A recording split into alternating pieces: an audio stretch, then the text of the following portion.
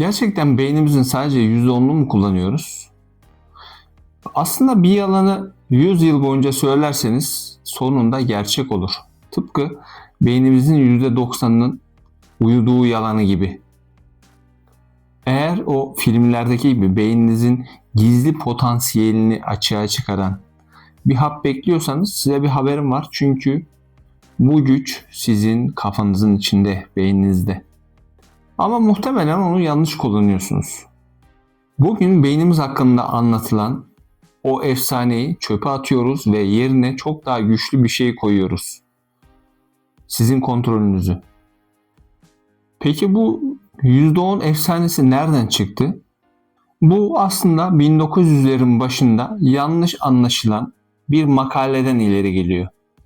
Ama bu Hollywood'da Lucy ve Limitsiz filmlerinin oldukça hoşuna gitti. Çünkü hepimiz mucizevi bir yol arıyoruz. Sihirli değnek.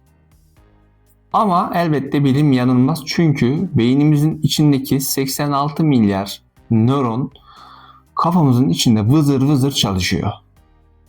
Şöyle de bir şey var. Beyniniz vücudunuzun sadece %2'si ama vücudunuzdaki enerjinin %20'sini kullanıyor. İlginç değil mi? Yani demem o ki beyninizde boş yatan hiçbir yer yok. Atıl olan hiçbir yer yok. Ve beyniniz 20 wattlık enerji üreten bir süper makine. Muhtemelen bana şunu soruyorsunuz. Güzel kardeşim, madem her yerini kullanıyoruz beynimizin, hala dahi değiliz. Niye hala dahi olamıyoruz? İşte burada da beynimizin o süper özelliği devreye giriyor. Nöroplastisite. Bunu şurada hemen söylemem gerekiyor ki beynimiz beton bir blok değil. Aynı oyun hamuru gibi eğitebileceğiniz, eğip bükebileceğiniz bir şey.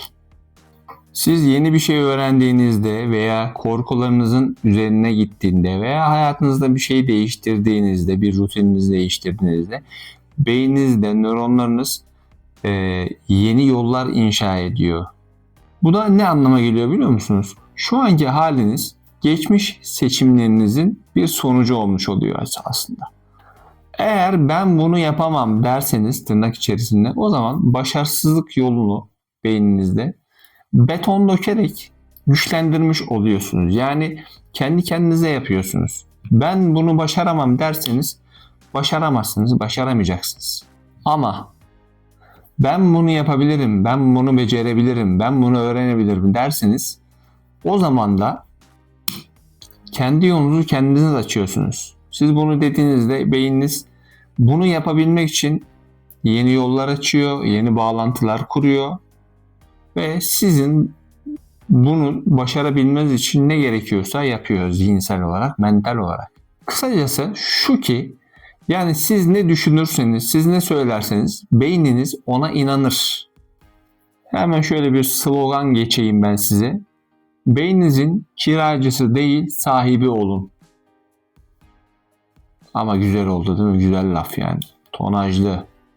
Peki bu devasa gücü nasıl dizginleyeceğiz? Yani ben size oturun kitap okuyun demiyorum. Okuyun tabii de.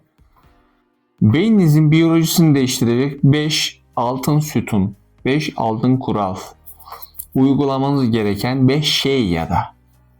Bundan bahsedeceğim size. 1. Konfor alanımızı sabote ediyoruz. Beynimiz enerji tasarrufu uzmanıdır. Her şeyi otomatiğe bağlar. Bu tabii ki bazen avantaj sağlasa da çoğu zaman da çok da hoş olmaz bizim için.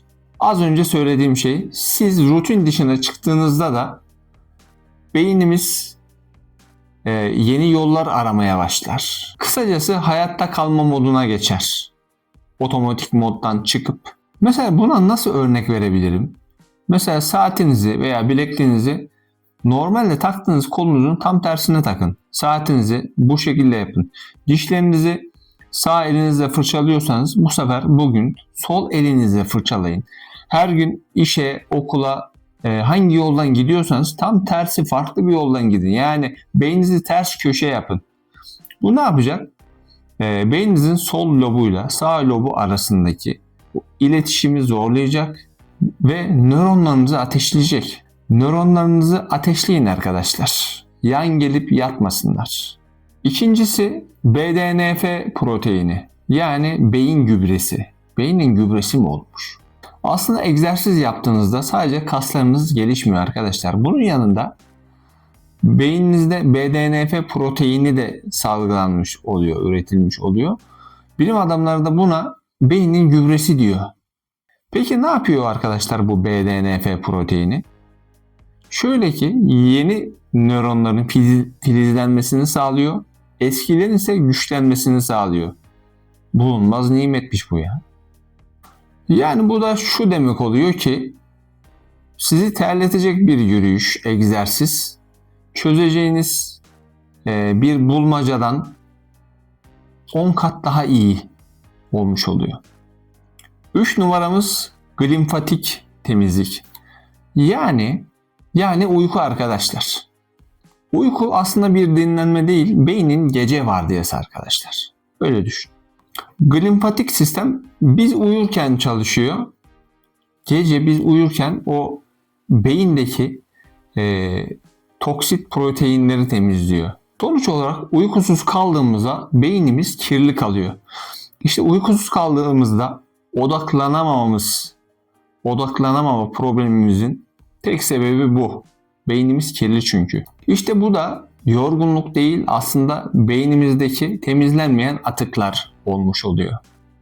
4. Bilişsel çeşitlilik. Sadece bildiğimiz konularda uzmanlaşmak aslında beynimizi körelten bir şey. Çok da iyi bir şey değil. Beynimizi asıl uçuran şey aslında hiç alakasız bir şeyle uğraşmak. Hiç ilgi alanımız olmayan bir şeyle uğraşmak. Sakıp Sabancı'nın çok sevdiğim bir lafı vardır. Her şeyin bir şeyin her şeyini bilmek lazım der. Aslında bu biraz buna uyuyor. Bir mühendisseniz şiir çözümleyin. Bir sanatçıysanız kuantum fiziğine bakın, ilgilenin. Aslında farklı disiplinler arasında bağ kurmak beynin yaratıcı kısmını tetikleyen bir şey. İşte bu da aslında dahilerin ortak sırrı arkadaşlar. 5. Sosyal yakıt ve oksitosin. İnsan beyni aslında sosyal bir organdır arkadaşlar. Bizler beyinlerimizi izole edersek beynin bilişsel kapasitesini yerle bir etmiş oluyoruz ve oldukça küçülüyor.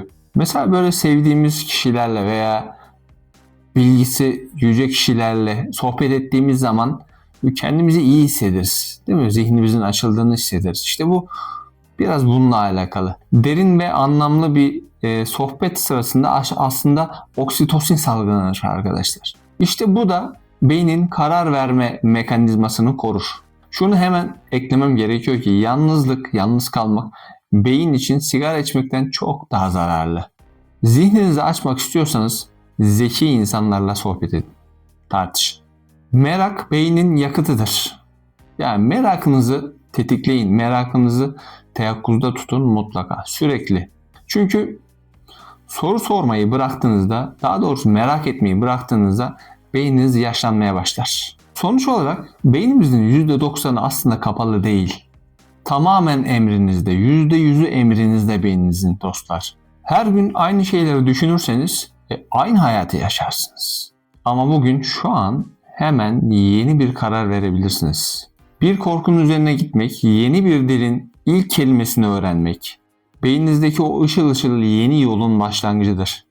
O ilk adımı atacak güce sahipsiniz çünkü o kapasite, o büyük güç kafanızın içinde.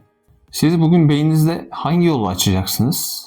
Videoyu beğendiyseniz yorumlarda buluşalım. Beğenmeyi ve abone olmayı da unutmayın dostlar.